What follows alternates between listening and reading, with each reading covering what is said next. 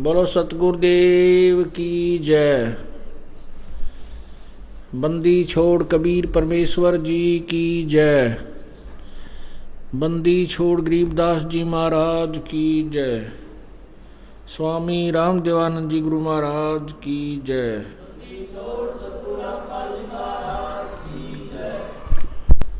सर्व संतों की जय, सर्व भक्तों की जय, धर्मी पुरुषों की जय। श्री काशी धाम की जय, श्री छुडानी धाम की जय, श्री करौथा धाम की जय, श्री बरवाला धाम की जय। सत सोही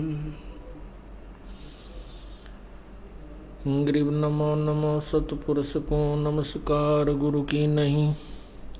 सुर नर मुनि जन साधुआ संतों सर्वस दी नहीं। सतगुरु साहेब संत सब दंडोतम प्रणाम। आगे पीछे मध्य हुए तिनको जा कुर्बान। नराकार निर्विषम काल जाल भय भंजनम। निर्लेपम निज निर्गुणम अकल अनुबेशोन्दनम। सोहम सुरति समाप्तम सकल समाना निरतलय। उज्ज्वल हिरंबर हरदमम बेपरवा था है वार पार नहीं मध्यतम। गरीब जो सुमर सिद्ध होई गणनायक गलताना। करो अनुग्रह सोई पारस पद परवाना। आदि गणेश मनाऊं गणनायक देवन देवा। चरण कमल लो लाऊं आदंत करूं सेवा।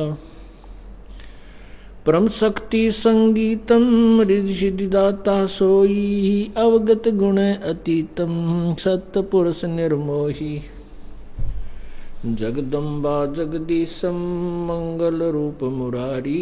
तन मन अर्पों शेषम भक्ति मुक्ति भंडारी। सुर नर मुनि जन ध्यावे ब्रह्मा विष्णु महेशा। शेष शेष मुख गावे पूजै आदि गणेशा। इंद्र कुबेर सरीखा वरुण धर्म राय धाम। समर्थ जीवन जी का मन इच्छा फल पावे। 33 कोटि आधारा धाम शेष 88। उतरे बहु जल पारा कट है यम की फांसी। 33 कोटि आधारा धाम शेष 88। उतरे बहु जल पारा कट है यम की फांसी।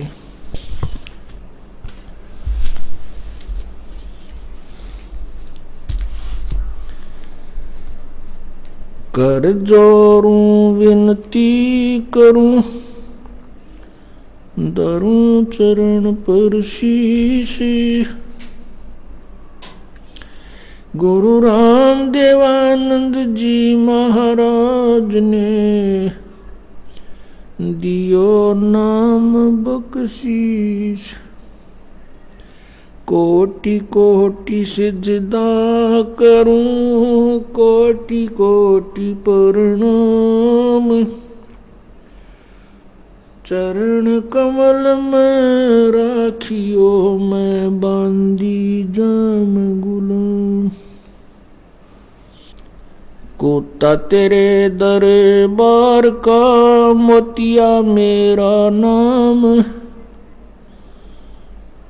गले प्रेम की जेवड़ी जाखे तो जाऊं। तो करो तो बावड़ूं दूर दूर करो तो जाऊं। जो राखा त्यों ही रहूं जो देव सो खाऊं। जय इब के सतगुरु मिले सब दुख आँखों रोए। चरणों ऊपर शीश धरूं कहूँ जो कहनी होए। कबीर गुरु जी मिलेंगे पूछेंगे कुशलात। आद अंत की सब कहूँ अपने दिल की बात गुरु जी तुम ना भूलियो, चाहे लाख लोग मिल जाएं, हमसे तुमको बहुत हैं, तुमसे हमको नहीं। कबीर तुमरे विसारे क्या बने, किसकी शरण में जाऊं। शिव वृंश मुनि नारदो, इनके हृदय न समाऊं। अब गुण किए तो बहुत किए, करत न मनी हार। बावे बंदा बख्श दियो, बावे गर्दन उतारे। अब गुण मेरे बाप जी, बख्शो गरीब नवाज। जो मैं पूत कपूत हूँ, बोहर पिता को लाजे। मैं अपराधी जन्म का, नक्सक भरे विकार। तुम दाता दुख भंजना, मेरी करो संभाल।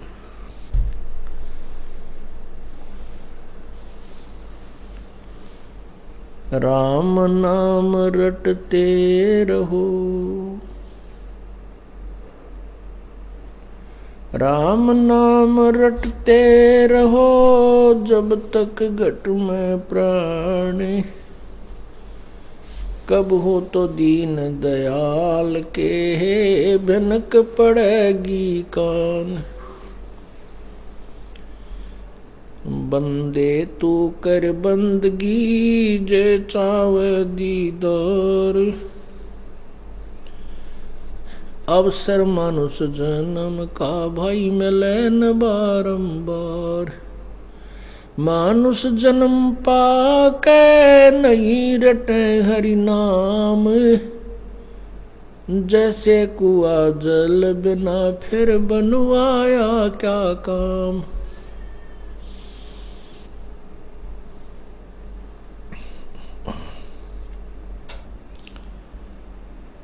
लूट सको तो लूटियो, राम नाम की लूटी। पीछे फिर पछताओगे, प्राण जहांगे छूट।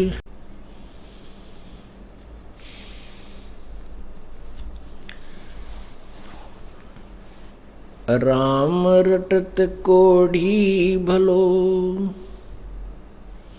राम रटत कोढ़ी भलो। चू चू पड़े जो चाम,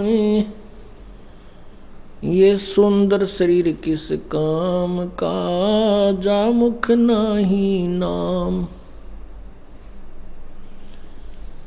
राम रटत दारिद्र भलो। टूटी घर की छान, वो सुंदर महल किस काम के। जहाँ भक्ति नहीं भगवान।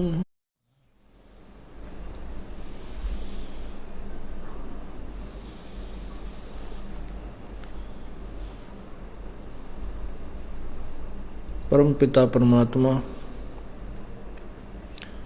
सारी सृष्टि के रचनहार, कुल मालिक कबीर परमेश्वर, कबीर देव अपनी प्यारी आत्माओं को अपना सत्य संदेश देने के लिए इस काल के लोक में आते हैं। काल के द्वारा भ्रमित किए गए भ्रमित ज्ञान के आधार पर भक्त आत्मा परमात्मा को पहचान नहीं पाते, जिस कारण से हम इस काल के जाल में रह जाते हैं। ये काल का बहुत भयंकर जाल है। हम अपनी गलती से, हम अपनी अज्ञानता से इस काल के जाल में फंस गए। यहाँ से निकलना अब हमारे बस की बात नहीं है, क्योंकि काल भगवान ने ऐसी व्यवस्था बना दी है, ऐसे प्रबंध कर दिए हैं कि जीव नहीं निकल सकता यहाँ से। इसको परमात्मा जो काल से समर्थ शक्ति है उसका सहयोग चाहिएगा, उसका सहारा चाहिएगा। उसी के सहारे से, उसी की शक्ति के आधार से हम अपने निज घर जा सकेंगे। फिर ये काल की कोई भी बाधा हमें बाधक नहीं बनेगी।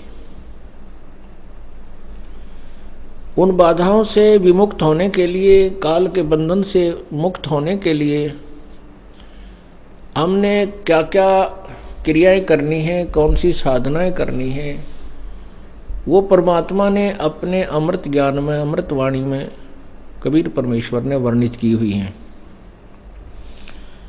इसलिए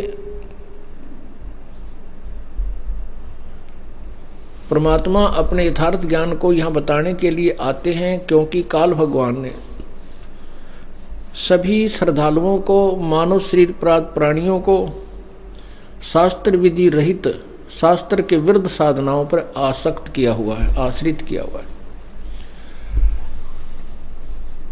परमात्मा आकर के अपनी उस विधि को बताते हैं जिससे कबीर परमेश्वर की प्राप्ति हो सकती है।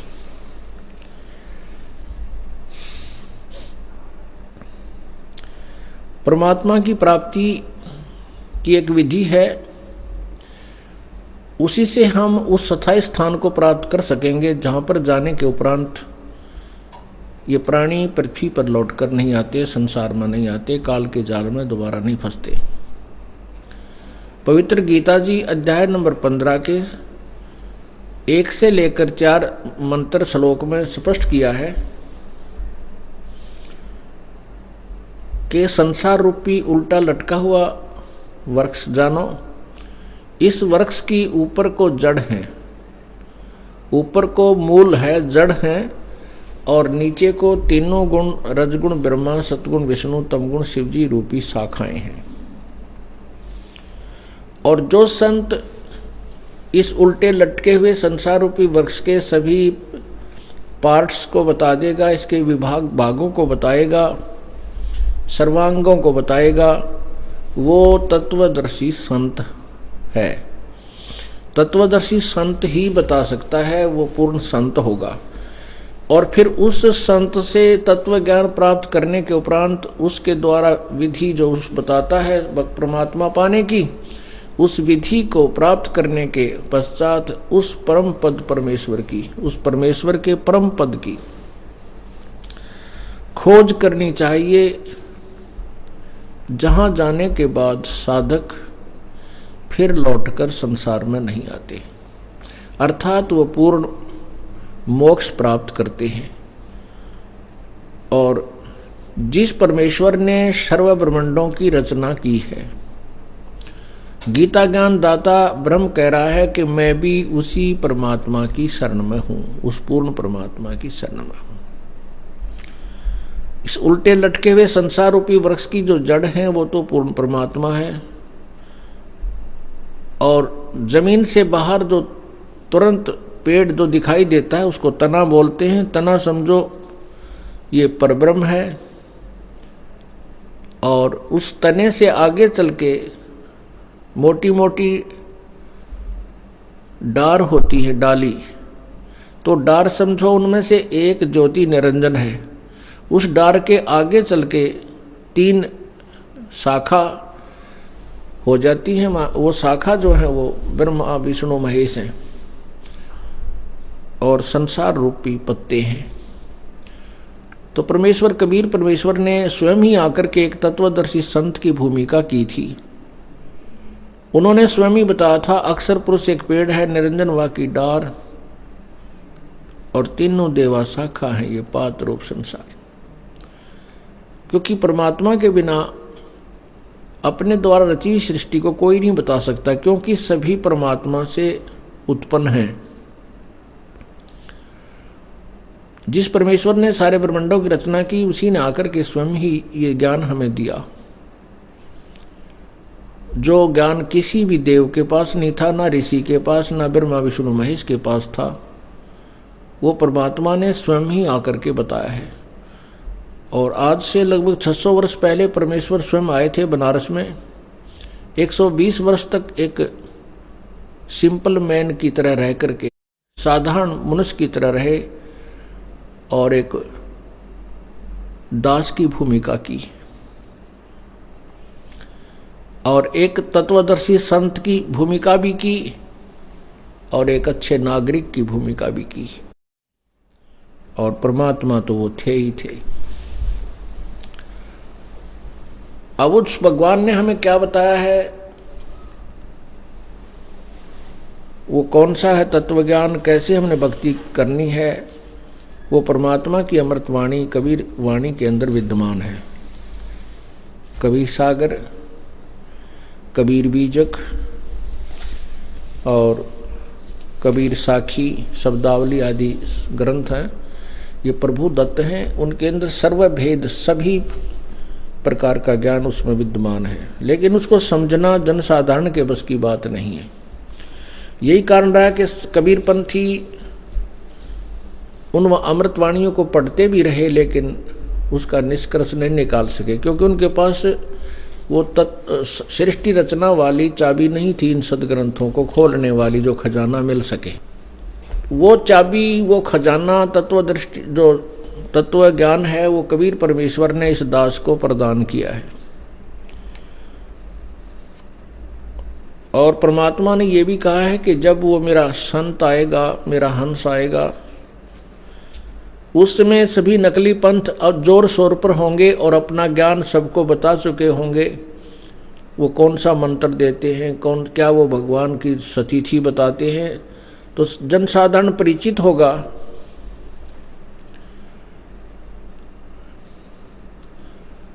कि हमारे गुरुदेव क्या ज्ञान बता रहे हैं। वो ज्ञान उनका तत्वदर्शी संत द्वारा बताए गए ज्ञान से विरुद्ध होगा और शास्त्र के विरुद्ध होगा, जिस कारण से उन नकली पंथों की पोल खुल जाएगी और बुद्धिमान उनके शिष्य उस तत्वदर्शी संत के पास आकर के अपना कल्याण करा लेंगे, जो कबीर परमेश्वर द्वारा भेजा हुआ होता है। अब इस दास के ऊपर कृपा की है कबीर परमेश्वर ने कि तत्व ज्ञान पूरी पृथ्वी पर फैलाए, परमात्मा की प्यारी आत्माओं को समझाए। तो वो उन्हीं की कृपा से, उन्हीं के आदेश से, उन्हीं की शक्ति से ये दास अपने सामर्थ्य के अनुसार प्रयत्न कर रहा है और जिसका बहुत ही अच्छा परिणाम हमारे सामने आ रहा है। दूर देशों तक, बहुत दूर दूर तक परमात्मा का प्रचार हो चुका है। आत्माएं उमड़ उमड़ कर परमात्मा के शरण में आ रहे हैं। प्रभु ने कहा था कि कलयुग के जब लगभग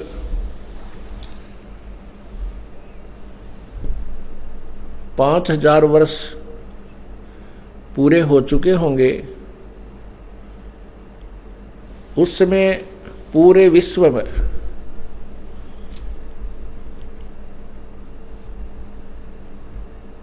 प्रचार होगा और मेरा ही ज्ञान चलेगा। तो कलयुग को प्रारंभ हुए लगभग 5000 वर्ष हो चुके हैं, क्योंकि महाभारत का युद्ध हुआ वो द्वापर का एंड था। हमारी गणनाएं श्रेष्ठ न होने के कारण अब ये जो सन चले हैं, सन ये ईसा जी के बाद से चले हैं, उससे पहले तो बहुत कलयुग जा चुका था। परमात्मा कबीर परमेश्वर ने कहा है कि जब वो तत्वदर्शी संत पृथ्वी पर आएगा, सभी पंथों को समाप्त कर देगा, एक ही कबीर पंथ रह जाएगा, जो यथार्थ पंथ है। पंथ का अर्थ होता है वे माने मार्ग।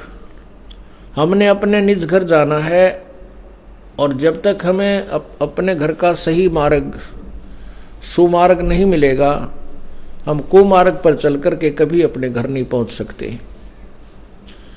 हमने अपने घर जाने के लिए उसी मार्ग को अपनाना होगा जो अपने घर को जा रहा है। एक सीधी सी बात है, मोटी सी हिसाब किताब है, इसमें ज़्यादा उलझेड़ा नहीं है। हमने अपने घर जाना है और हम यहाँ विचलित हो चुके हैं।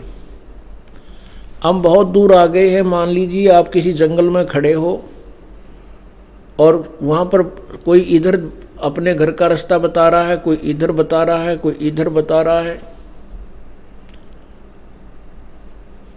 और उनके बताए अनुसार सभी घूम रहे हैं, ढूंढ रहे हैं, लेकिन घर नहीं पहुंच रहे हैं। वहीं रात्रि हो जाती है।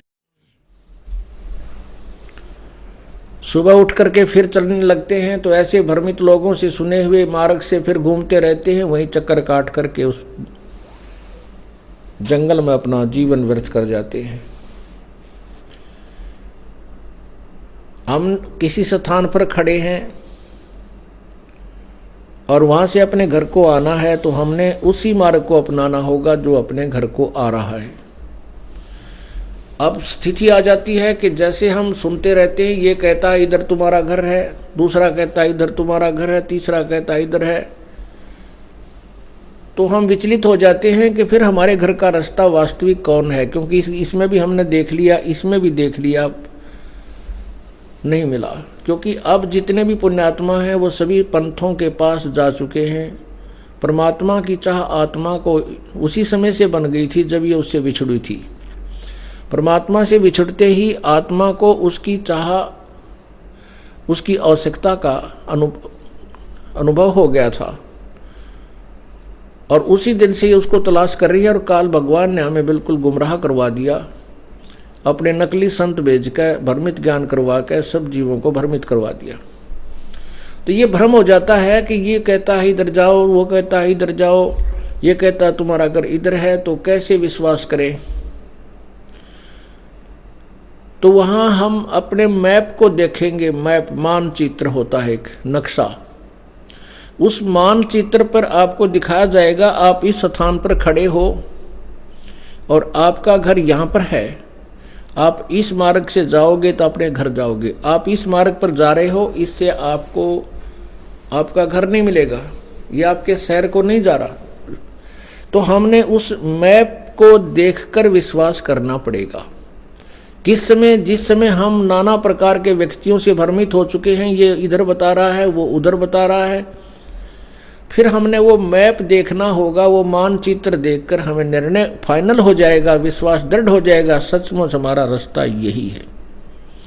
हमारे सदग्रंथ जो हैं ये मानचित्र है और अभी तक हमें भ्रमित कर दिया गया है। कोई कहता है ये जाप करो, कोई कहता है ये मंत्र करो, कोई कहता है ये साधना करो, कोई कहता है ये व्रत करो, कोई कहता है ऐसे माला फेरो, ये तुम्हें परमात्मा प्राप्ति करवा देगी। तो हम भ्रमित हो चुके हैं, हम इन साधनाओं को कर करके थक चुके हैं, लेकिन न परमात्मा मिला है और न ही कोई आध्यात्मिक और लाभ, ना कोई भौतिक सुख हुआ। पवित्र गीता जी अध्याय नंबर 16 के मंत्र 23 में कहा कि शास्त्र विधि को त्याग कर जो मनमाना आचरण करते हैं उनको न तो कोई सिद्धि प्राप्त होती है, न उनको कोई सुख प्राप्त होता है, न ही उनकी गति होती है, अर्थात व्यर्थ है। गीता जी अध्याय नंबर 16 के ही श्लोक नंबर 24 में कहा है कि अर्जुन, इससे तेरे लिए शास्त्र ही प्रमाण है। जो कर्तव्य कर्म है, जो भक्ति में करने चाहिए वो कर्म और त्यागने चाहिए वो कर्म, वो क्रियाएं, वो साधनाएं आप शास्त्र से ही ग्रहण कीजिए। जो शास्त्र में लिखा है वो सत्य है, अन्य किसी व्यक्ति विशेष की बातों में मत आना। तो शास्त्र हमारे जो हैं ये एक मानचित्र है और मानचित्र हमें क्लियर कर देता है कि आप इस स्थान पर खड़े हो और इधर जाओगे, ये तुम्हारा घर है। तो फिर निरसंशय होकर के हम अपनी उस मार्ग पर प्रस्थान कर देते हैं, अपने घर पहुंच जाते हैं। यदि बीच में भ्रमित ना होंगे, क्योंकि बीच में भी बहुत से व्यक्ति ऐसे भ्रमित करने वाले मिल जाते हैं, तुम गलत दिशा पर जा रहे हो, ये रास्ता ठीक नहीं है। जब हम पूर्ण दृढ़ हो जाएंगे, दृढ़ होकर के चलेंगे, फिर कोई कुछ कहता रहो, क्योंकि हमारे पास मानचित्र है। इसी प्रकार गीता जी अध्याय नंबर 2 के श्लोक 53 में कहा कि अर्जुन, जब नाना प्रकार के भ्रमित करने वाले वचनों से तेरी बुद्धि हटकर केवल एक तत्व ज्ञान पर आश्रित हो जाएगी, तब तो तू भक्त होगा, तब तो तू साधक बनेगा। अर्थात फिर पूरी श्रद्धा से तू भगवान प्राप्ति की साधना कर सकेगा। तो पुण्यात्माओं, सबसे पहले हमने यही निर्णय लेना चाहिए कि हम जो जिस मार्ग पर चल रहे हैं, अर्थात जो साधना कर रहे हैं, ये हमें मोक्षदायक है भी कि नहीं। ये प्रमाण कहाँ से मिलेंगे? हमारे सदग्रंथ देंगे। सदग्रंथ कौन से हैं? जो भक्ति मार्ग के ग्रंथ हैं, पवित्र गीता जी और वेद, ये तो एक ही ग्रंथ है। गीता जी चारों वेदों का एक संक्षिप्त संग्रह है, संक्षिप्त ज्ञान है। और 5वां वेद है कबीर परमेश्वर की वाणी, ये सबसम वेद कहलाता है। 5वां वेद परमात्मा कबीर जी ने गीता में वर्णित विधि भी, वेदों में वर्णित विधि भी, गीता और वेदों का ज्ञान भी अपने सिंपल लैंग्वेज, साधारण भाषा कबीर वाणी में वर्णित की हुई है। और फिर उन परमात्मा जिन्होंने भगवान पाया है, जिन्होंने परमेश्वर की प्राप्ति हुई है, उन संतों ने भी अपने अनुभव की वाणी में वही प्रमाण दिया है जो कबीर परमेश्वर जी ने अपने सबसम वेद, 5वें वेद में, जो सूक्ष्म वेद के अंदर प्रमाण दिया है। तो इन सभी प्रमाणों से सिद्ध हो जाता है जो साधना ये दास आपको बता रहा है वो आपको मोक्ष देने वाली है, मोक्षदायक है।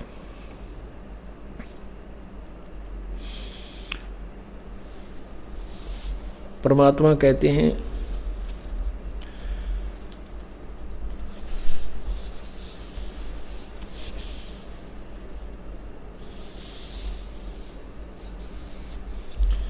कि अब उस परमात्मा की प्राप्ति करो। कि कौन से की? कबीर परमेश्वर की। उस भगवान को प्राप्त करो। यदि आप भक्ति नहीं कर रहे हो तो अपना जीवन व्यर्थ कर रहे हो। यदि आप भक्ति कर भी रहे हो और वो शास्त्र विरुद्ध कर रहे हो तो भी अपना जीवन व्यर्थ कर रहे हो। क्योंकि हमारे सद्ग्रंथ बताते हैं कि शास्त्र विधि को त्याग कर मनमाना आचरण, मनमाना अपने मन से जो भी किसी संत से, किसी पंथ से कोई नाम मिल गया उसका रट्टा लगाए रहे, तो वो मनमाना आचरण होता है।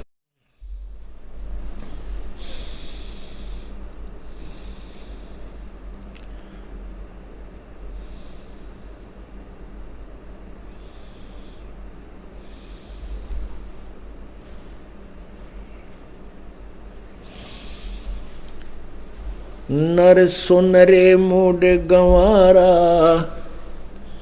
भाई राम भजन तत्सारा। नर सुन रे मूड गंवारा, राम भजन तत्सारा।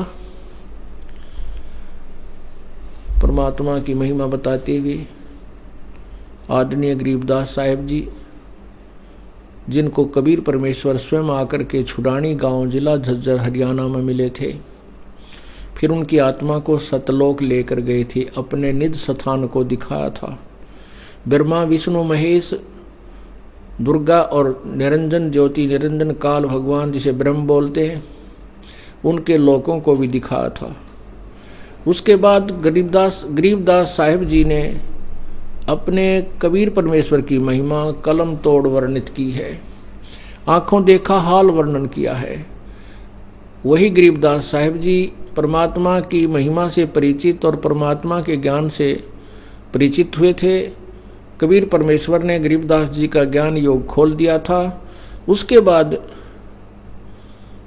संत गरीबदास साहिब जी ने हमें कबीर परमेश्वर के द्वारा बताए हुए ज्ञान को प्रचार किया। वो कह रहे हैं, नर सुन रे मूड गंवारा, भाई राम भजन तत्सारा। नर सुन रे मूड गंवारा, भाई राम भजन तत्सारा। पुण्यात्माओं, इस दास का जन्म पवित्र हिंदू धर्म हुआ। और हिंदू धर्म जन्म होने के कारण हम राम नाम के पुजारी रहे। हम राम शब्द से श्री रामचंद्र पुत्र श्री दशरथ राजा अयोध्या से ही संबंधित रखते थे, इससे आगे नहीं जानते थे कि राम, जहाँ भी राम शब्द आता है तो हम श्री रामचंद्र जी को ही मानते थे कि वो रामचंद्र की तरफ ही राम शब्द संकेत करता है, परंतु ऐसा नहीं था। आपने दंत कथा सुनी है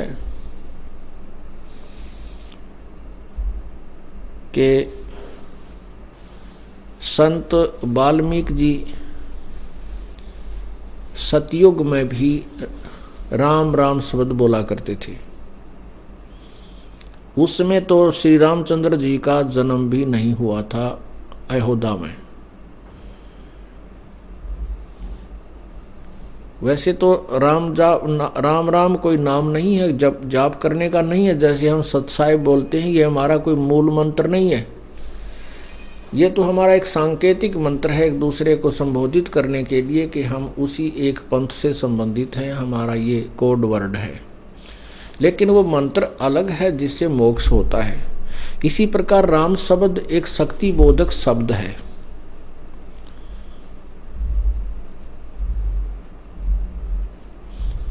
एक शक्ति बोधक शब्द है।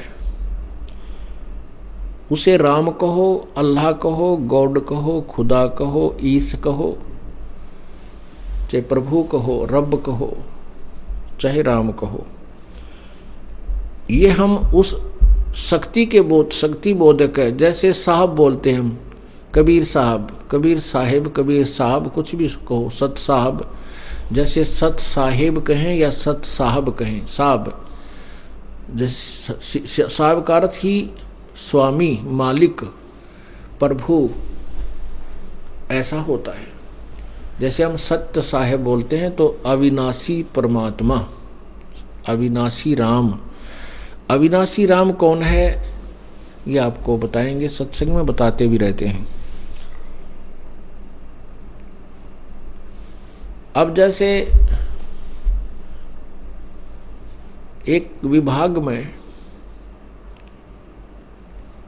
अधिकारी होते हैं, जैसे तहसीलदार साहब, फिर एसडीएम साहब, डीसी साहब, कमिश्नर साहब, मंत्री साहब, मुख्यमंत्री साहब, प्रधानमंत्री साहब, ये राष्ट्रपति साहब, ये सभी साहब हैं।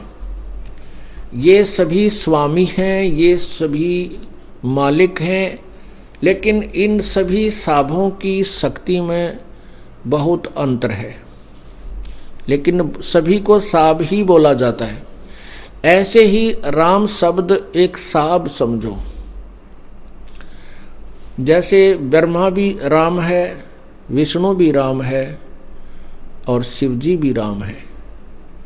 भगवान ब्रह्मा भी राम है, भगवान विष्णु भी राम है, भगवान शिव भी राम है, भगवान ब्रह्म भी राम है, ज्योति निरंजन भी राम है, और परब्रह्म भी राम है, और पूर्ण ब्रह्म कबीर परमेश्वर कबीर भी राम है। ब्रह्मा विष्णु महेश कितने राम हैं, कितने साहब हैं, कितने स्वामी हैं। ये एक ब्रह्मांड के अंदर एक विभाग के मालिक है। रजोगुण विभाग के ब्रह्मा जी, सतोगुण विभाग के विष्णु जी, तमोगुण विभाग के शिव जी, और इनके पिता एक ब्रह्मांड में मुख्यमंत्री का रोल करते हैं। ऐसे 21 ब्रह्मांड तो ज्योति निरंजन काल यानी ब्रह्म के हैं, और 7 शंख नील पद्म शंख, ये 7 शंख ब्रह्मांड परब्रह्म के हैं। और ऐसे ऐसे असंख्यों ब्रह्मांड हैं, उन सब के ऊपर और इस ब्रह्म और परब्रह्म वाले ब्रह्मांडों के ऊपर भी कबीर परमेश्वर राम है, कबीर राम है। उस परमेश्वर पूर्ण ब्रह्म की सत्ता है। जैसे प्रधानमंत्री राष्ट्रपति की सत्ता पूरे राष्ट्र के ऊपर होती है, और अपने क्षेत्र में अधिकारी भी, मंत्री अपने क्षेत्र के साहब होते हैं। एक स्टेट में, एक राज्य में एक मंत्री भी राम है, वो भी साहब है, लेकिन वो बहुत छोटी शक्ति का साहब है। मुख्यमंत्री केवल एक स्टेट का साहब है और प्रधानमंत्री पूरे राष्ट्र का साहब है और राष्ट्रपति कुल मालिक है। इसी प्रकार हमने इन भगवानों की स्थिति को समझना है। भगवान ब्रह्मा, विष्णु और शिव जी ये शक्तिहीन नहीं हैं, लेकिन ये सर्वशक्तिमान नहीं हैं। कई ये कहते हैं कि आपके गुरुजी तो ब्रह्मा, विष्णु, महेश को मानते ही नहीं। ये उनका कहना केवल हमारा ज्ञान ना सुनने से ही वो इतनी सोच रखते हैं। अब ब्रह्मा, विष्णु, महेश एक मंत्री हैं और हम यहाँ की प्रजा हैं, तो हमारे से तो वो मंत्री को ना मानना तो हमारी मूर्खता होगी, क्योंकि मंत्री अपने स्तर की शक्ति रखता है। लेकिन हमने कहीं और विदेश जाना है या कोई और इनसे बाहर कोई कार्य करना है, कारोबार करना है, तो इन मंत्रियों की और मुख्यमंत्री की पावर से, शक्ति से बाहर है, तो हमने उससे ऊपर की जो शक्ति प्रधानमंत्री है उसका सहयोग लेना होगा। इसी प्रकार हमने अपने लोग जाने के लिए ब्रह्मा, विष्णु, महेश के इस लोक में हम रह रहे हैं, यहाँ मर्यादा में रहते हुए अपनी सभी साधनाएं, वो मंत्र जाप की कमाई करनी है और फिर हम सतलोक जा सकेंगे। तो अब ये जो आपने सुना कि नर सुन रे मूड गंवारा, भाई राम भजन तत्सारा। अब कौन से राम का हमने भजन करना है? इस सेंटेंस ने, अमृतवाणी ने क्या कहा है? नर सुन रे मूड गंवारा, ए भोले इंसान, एक राम भजन तत्सारा। तत्सार है युप, यानी परमात्मा की भक्ति तेरे जीवन का सार है। और परमात्मा की भक्ति ना करके तू अन्य कुबद करता है या केवल काम धंधे में अपना जीवन व्यर्थ कर रहा है, ये तेरा कार्य ठीक नहीं। राम भजन तत्सारा, राम परमात्मा की जो भक्ति करते हैं ये एक मूल वस्तु है, तेरी मूल कार्य है, और इसको ना करके तू अपना जीवन व्यर्थ करा। फिर कौन से राम की करनी है, क्या बताते हैं?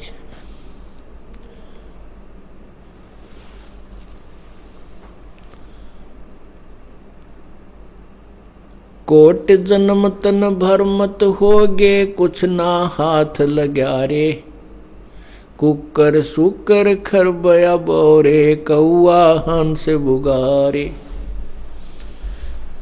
मन तू चल रे सुख के सागर, जहाँ शब्द सिंधु रत्नागर। मन तू चल रे सुख के सागर, जहाँ शब्द सिंधु रत्नागर।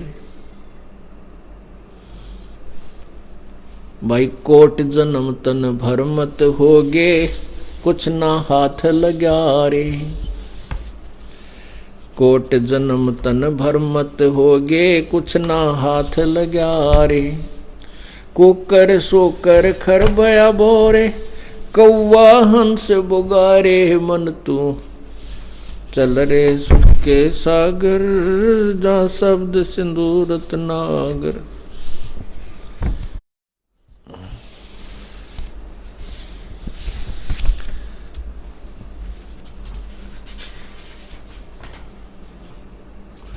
क्या बताते हैं परमात्मा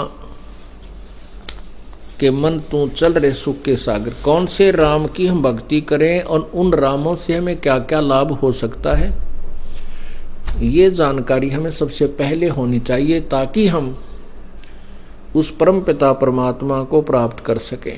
गीता जी अध्याय नंबर 2 के श्लोक 46 में कहा है कि अर्जुन, बहुत बड़े जलाशय की प्राप्ति के उपरांत जैसी आस्था छोटे जलाशय में रह जाती है, इसी प्रकार तत्व ज्ञान की प्राप्ति के उपरांत जब आपको पूर्ण परमात्मा की महिमा का ज्ञान हो जाएगा, आपकी आस्था इसी प्रकार नीचे वाले इन भगवानों में रह जाएगी।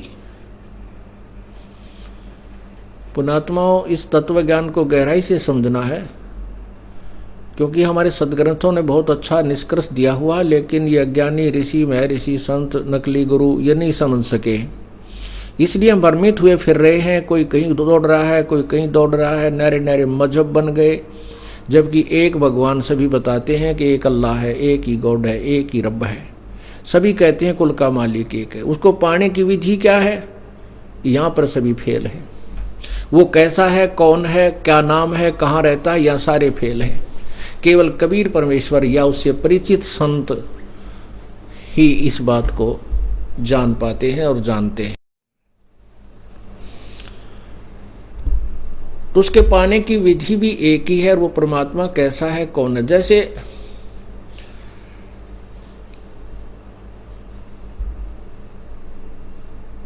एक छोटे से जलाशय यानी जोहड़ तालाब पर कोई व्यक्ति आश्रित है, यानी एक परिवार, 10 परिवार, 5-4 परिवार वहां रह रहे हैं। पहले पुराने समय में जब ये गीता जी बोला गया था, उस समय तालाबों में जल संग्रह हो जाता था और सारा वर्ष उसी जल को ही पीते थे, उसी से खेती करते थे। और यदि वो छोटा जलाशय यदि 1 वर्ष वर्षा ना हो तो वो जलाशय सूख जाता था और उस पर आश्रित व्यक्तियों के प्राणों के को संकट हो जाता था। वो मृत्यु को भी प्राप्त हो जाते थे या वहां से छोड़कर भागते थे, कहीं चले जाते थे। उसके विषय बता रहे हैं। जो व्यक्ति एक छोटे जलाशय पर आश्रित है और उसको बहुत बड़ा जलाशय यानी एक लेक मिल जाती है, बहुत बड़ी झील मिल जाती है, तो फिर वो क्या करता है, वो उस छोटे जलाशय को त्याग कर उस झील के किनारे अपना वास कर लेता है। कहने का भाव ये है कि उसको वो जलाशय बुरा नहीं लगता जिस पर वो पहले आश्रित था, वो उसको बुरा नहीं मानता, लेकिन उसकी अक्षमता से वो परिचित है कि यदि 1 वर्ष वर्षा ना हुई तो ये सूख जाएगा, हम भी प्यासे और भूखे मर जाएंगे। इसका सहारा पूर्ण नहीं है, कंप्लीट नहीं है। और उस लेक में जो बहुत बड़ा जलाशय है, चाहे 10 वर्ष भी वर्षा ना हो तो भी जल समाप्त नहीं होता।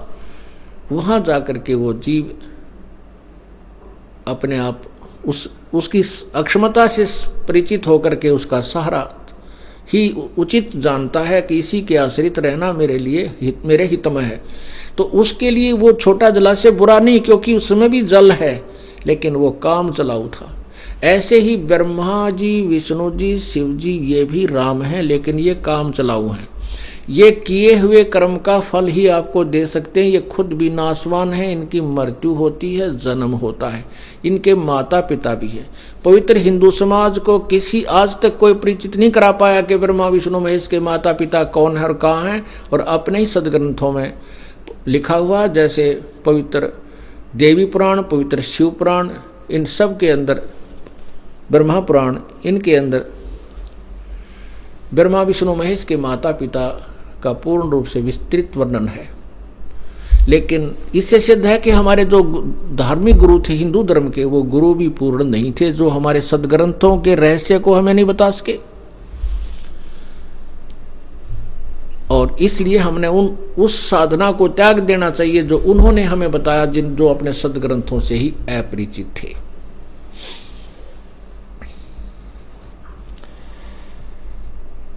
ऐसे ही जो कबीर साहब को के कबीर पंथी कहलाते हैं, उनके गुरुओं को कबीर सागर के बारे में जानकारी नहीं, वो हमें क्या निर्देश दे रहा है,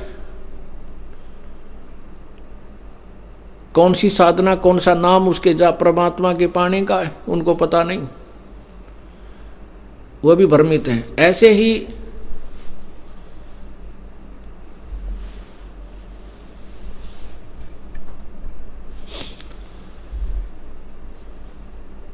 पवित्र कुरान शरीफ के अंदर क्या वर्णन है,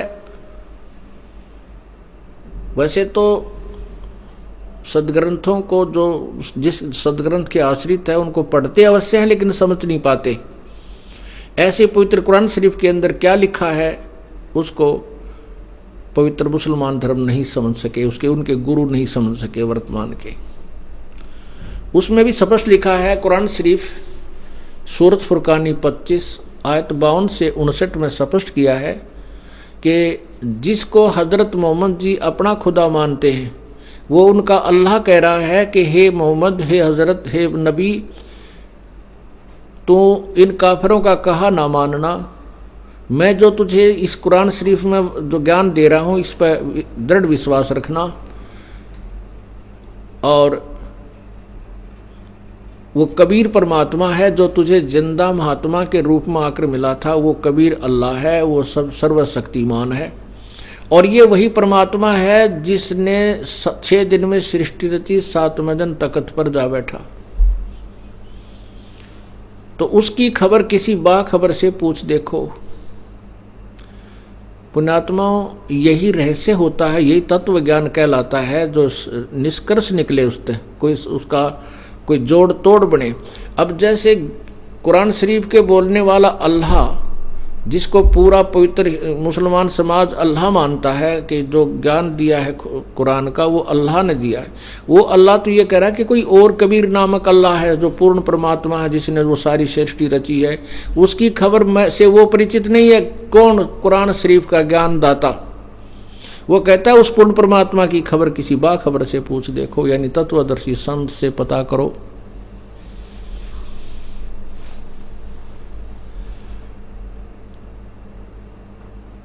इसी प्रकार पवित्र बाइबल को पढ़ने वाले ईसाई लोग भी अपने ही सदग्रंथ से परिचित नहीं है, उसके निष्कर्ष से परिचित नहीं है। पढ़ तो लेते हैं। अब BA MA की पुस्तक को 10वीं कक्षा का बच्चा भी पढ़ तो लेगा, लेकिन वो निष्कर्ष नहीं निकाल सकता। पवित्र बाइबल के अंदर लिखा है उत्पत्ति ग्रंथ में कि परमात्मा ने 6ठे दिन मनुष्यों की सृष्टि की। भगवान ने कहा कि मैं मनुष्यों को अपने ही स्वरूप के अनुसार रचूंगा, उत्पन्न करूंगा। परमात्मा ने मनुष्यों को अपने ही स्वरूप के अनुसार उत्पन्न किया, अपने ही हम शकल बनाया और फिर 6 दिन में ऐसे सृष्टि रच के 7वें दिन विश्राम किया। अब पूरा ईसाई धर्म कहता है कि परमात्मा तो निराकार है और पवित्र बाइबल कहता है मनुष्य नर आकार है, मनुष्य जैसा है। तो इसे सिद्ध होता है कि हम अपने सदग्रंथों से अपरिचित रहे, इसलिए हम भ्रमित रहे और यथार्थता से दूर चले गए। ऐसे ही सिख धर्म के अंदर गुरु ग्रंथ साहिब के अंदर स्पष्ट लिखा है कि परमात्मा जो काशी में आया था, कबीर वही धानक रूप, जुलाहा रूप वही है।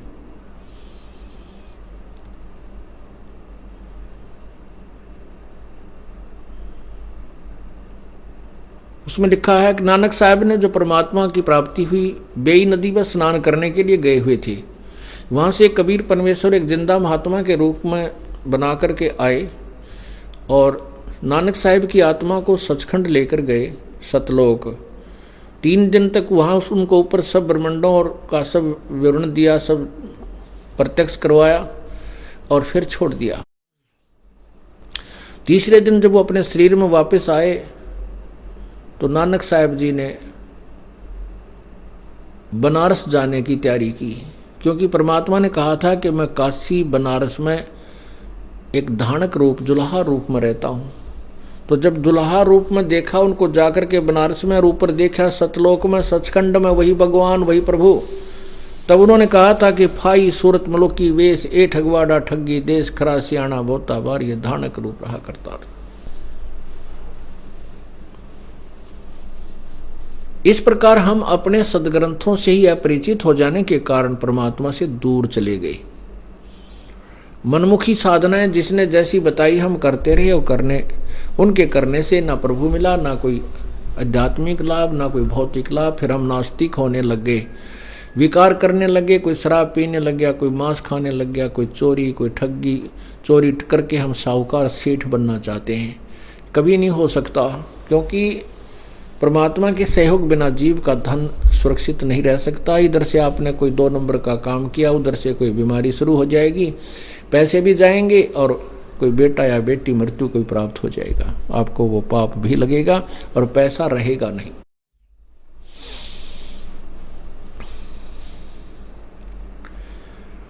तो कहने का भाव यह है कि हमने सबसे पहले परमात्मा सेलेक्ट करना है, वो कौन सा साहब है जिसकी, कौन सा राम है जिसकी भक्ति करनी चाहिए, जिसे मोक्ष हो,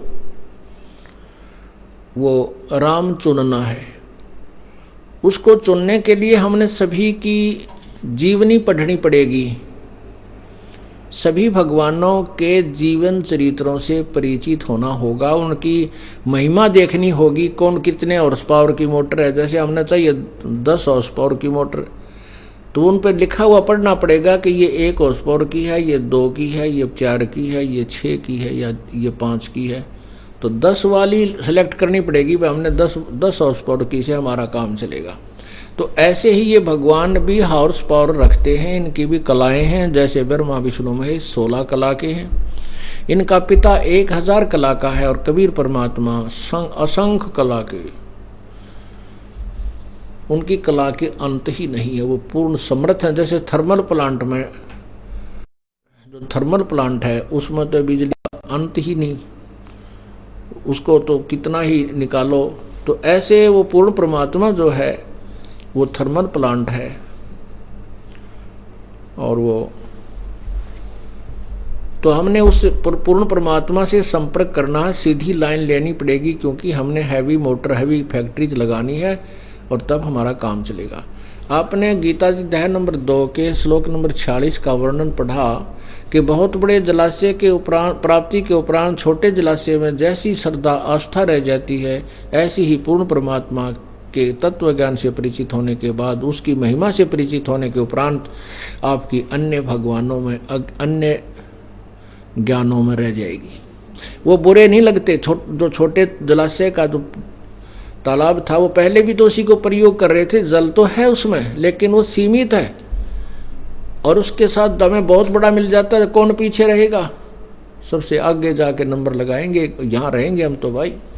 ऐसे ही जब हमें इस कबीर परमेश्वर की महिमा और समर्थता का ज्ञान हो जाएगा, इन भगवानों को तुरंत त्याग देंगे, क्योंकि जो इनसे लाभ मिलना वो लाभ वहाँ भी मिलेगा और वो स्थायी मिलेगा, कभी वो नष्ट नहीं होगा। वहाँ जाने के बाद हमें उसकी शक्ति बहुत शक्ति है प्रभु में, वो कभी समाप्त नहीं होगा, वो सुख सदा बना रहेगा। और छोटे भगवानों पर, छोटे जलाशय पर रहने से वो सुख अस्थायी है, 1 वर्ष वर्षा ना हुई तो वो सूख जाएगा, और हम भी उसके आश्रित जितने प्राणी हैं वो भी मृत्यु को प्राप्त हो जाएंगे। बस इतनी सी बात है।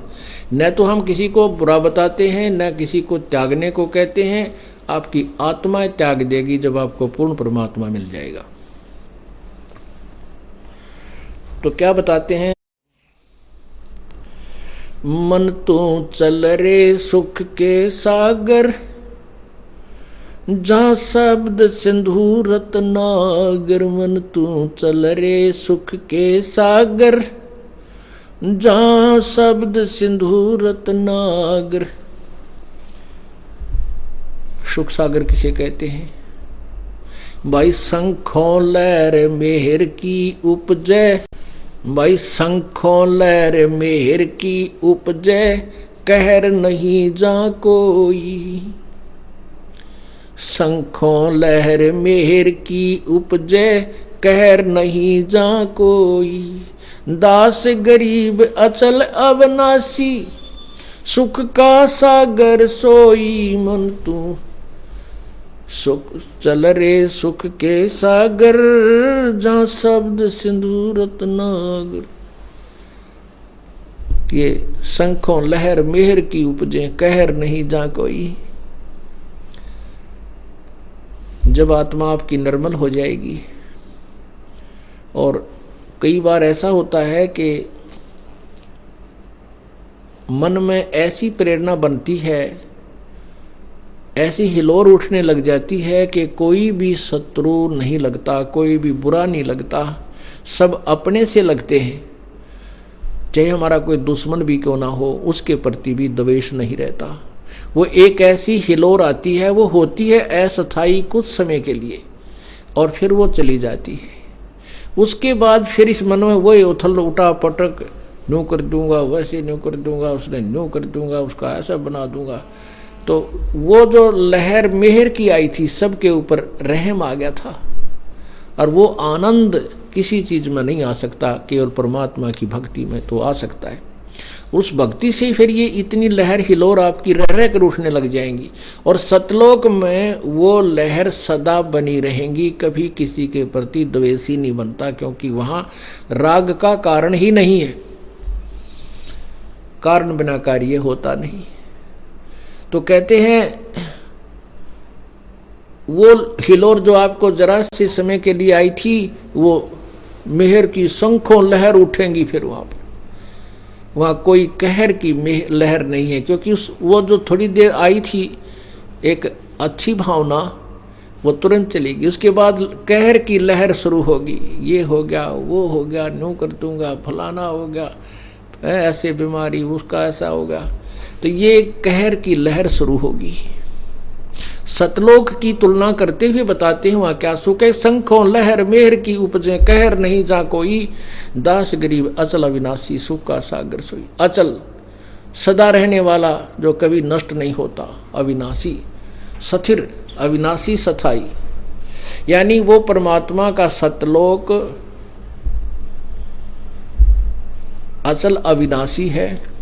और वहाँ कबीर भगवान जहाँ रहते हैं वो सुख सागर है। हम वहीं रहते थे पहले, अपनी मूर्खता से, अपनी नालायकी से हम यहाँ आकर काल के जाल में फंस गए और उसी का दुष्परिणाम हम भोग रहे हैं। अब परमात्मा इतने दयालु हैं, हमने इतनी भयंकर गलती की थी, फिर भी उनको दया आ गई कि अब ये भी अब भी आ जाएं वापस, तो भी कोई बात नहीं, मैं अपने बच्चों को उतना ही प्यार करूंगा।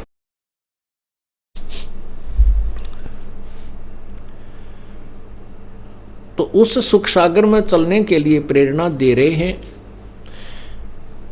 मन तू चल रे सुख के सागर, जहाँ शब्द सिंधु रत्नागर। मन तू चल रे सुख के सागर, जहाँ शब्द सिंधु रत्नागर।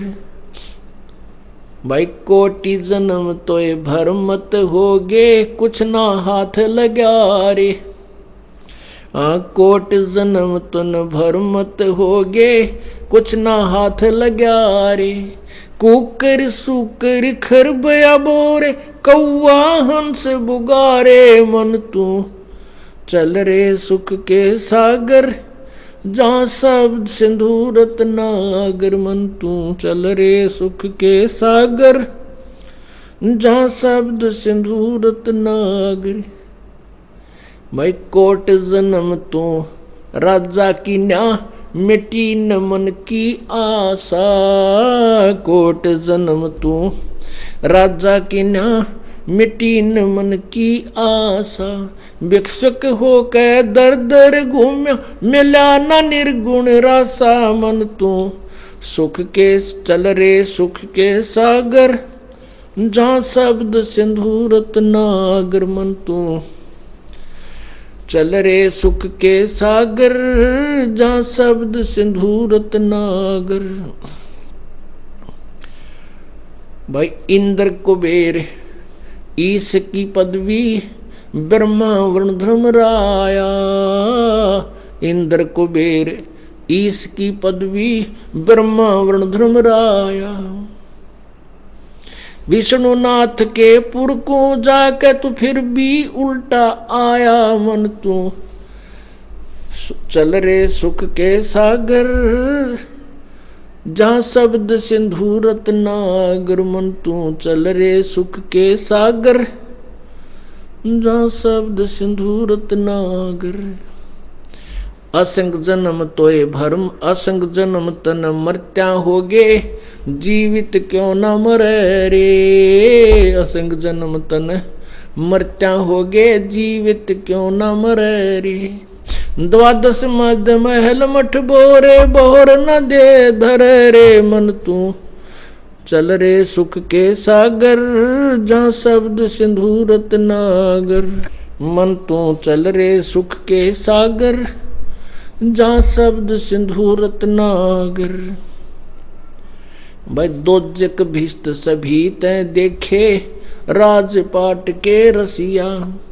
दोजक भीष्ट सभी तै देखे, राजपाट के रसिया। तीन लोक से तरपत नाही, ये मन भोगी खसिया। मन तू सुख के सागर चल रे बस रे भाई और, मन तू चल रे सुख के सागर, जहाँ शब्द सिंधु रत्नागर। मन तू चल रे सुख के सागर, जहाँ शब्द सिंधु रत्नागर। भाई सतगुर मिले तो इच्छा मिटे, पद मिल पदे समाना। सतगुरु मिले तो इच्छा मिटे, पद मिल पदे समाना। चल हंसा उस लोक पठाऊं, जो आदि अमर अस्थाना। मन तू चल रे सुख के सागर, जहाँ शब्द सिंधु रत्नागर। मन तू चल रे सुख के सागर, जहाँ शब्द सिंधु रत्नागर। भाई चार मुक्ति जहाँ चंपी करती, माया होरी दासी। चार मुक्ति जहाँ चंपी करती, माया होरी दासी। दास गरीब अभय पद पर, सब मिले राम अविनाशी। मन तू चल रे सुख के सागर, जहाँ शब्द सिंधु रत्नागर। मन तू चल रे सुख के सागर, जहाँ शब्द सिंधु रत्नागर। अब इस वाणी में क्या निर्णय दिया गरीबदास साहिब जी ने कबीर परमेश्वर द्वारा प्राप्त ज्ञान के आधार पर कि हे मन तू सतलोक को चल, सुख सागर को चल, और यहां जो तू अन्य साधना करता है, जैसे भी जिस इष्ट की आपने पूजा की, जैसे ब्रह्मा जी की, विष्णु जी की, शिव जी की, दुर्गा की या ब्रह्म की, इन साधनाओं को करके आप उन्हीं के लोक को प्राप्त हो जाते हो। ब्रह्म की साधना करने वाले ब्रह्म लोक को जाते हैं, विष्णु जी की उपासना करने वाले विष्णु जी के लोक को प्राप्त होते हैं, शिव जी के पुजारी शिव के लोक को, ब्रह्मा के पुजारी ब्रह्मा के लोक को, दुर्गा के पुजारी दुर्गा के लोक को, और ब्रह्म उपासक ब्रह्म लोक को चले जाते हैं। अब गीता जी अध्याय नंबर 7 के श्लोक 12 से लेकर 15 में तीनों गुणों के पुजारियों की पूजा को व्यर्थ बताया है। रजगुण ब्रह्मा, सतगुण विष्णु, तमगुण शिव जी। और गीता जी अध्याय नंबर 7 के श्लोक 16 से 16, 17, 18 में गीता ज्ञान दाता ब्रह्म अपने विषय में बताता है, अपनी साधना को भी अनुत्तमाम लिखता है, वो श्रेष्ठ बताता है।